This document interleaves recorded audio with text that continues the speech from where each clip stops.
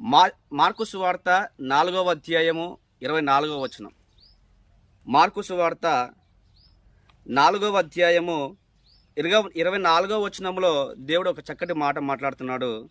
మనమందరం ఒకసారి బాగా చూసినట్లయితే మార్కు సువార్త 4వ అధ్యాయము 24వ వచనంలో మనమందరం చూద్దాం. ప్రియమైన దేవుని పిల్లలారా, ఇక్కడ యేసుక్రీస్తు బ్రతికి ఉన్న దినములలో ఏం చెబుతున్నాడంటే గనక, మీరేమి వినుచున్నారో జాగ్రత్తగా చూచుకోండి అంటున్నాడు. మీరేమి వినుచున్నారో జాగ్రత్త చూచుకోండి అంటున్నాడు. జాగ్రత్త అన్న పదము మనకి ఎక్కువ ఎక్కడ కనబడుతుందండి? ఏదైనా ప్రమాదం ఉన్న చోట, ట్రాన్స్ఫారం దగ్గరనో, లేకుంటే ఏదైనా బిల్డింగు కన్స్ట్రక్షన్స్లో ఉన్నప్పుడు మాత్రమో అక్కడ జాగ్రత్తగా వహించాలి, లేకపోతే ప్రమాదం ఉంటుంది అని మనకు హెచ్చరిక చేస్తున్నట్లుగా మనం చూడగలం.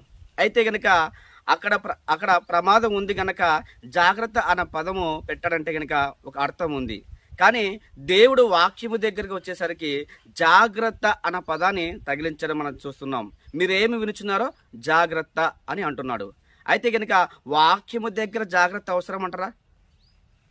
వాక్యము దగ్గర జాగ్రత్త పడకపోతే ఏమైనా ప్రమాదం ఉందా అని మనం బాగా ఆలోచన చేయగలిగితే కనుక, ప్రభునందు ప్రియమైన దేవుని పిల్లలారా, ఒక మట్టి మెదడు ఉన్నటువంటి మనమే ప్రమాదం ఉన్న చోట జాగ్రత్త అన్న పదము పెడుతున్నప్పుడు, ఏమండి, ప్రమాదం ఉంటే దేవుడు కూడా ఒక జాగ్రత్త అన్న పదం పెడతాడా?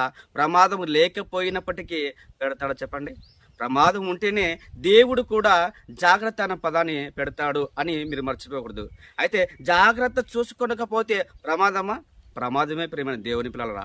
మరి ఎలా ప్రమాదం అవుతుంది అని మనం ఒకసారి ఆలోచన చేయగలిగితే కనుక, అంటే ఎదుటి వ్యక్తి చెబుతున్న వ్యక్తి ఎవరైనా కానివ్వండి, చెబుతున్న మాటలు అంటే బైబిల్ ప్రకారంగా ఉన్నాయా లేవా?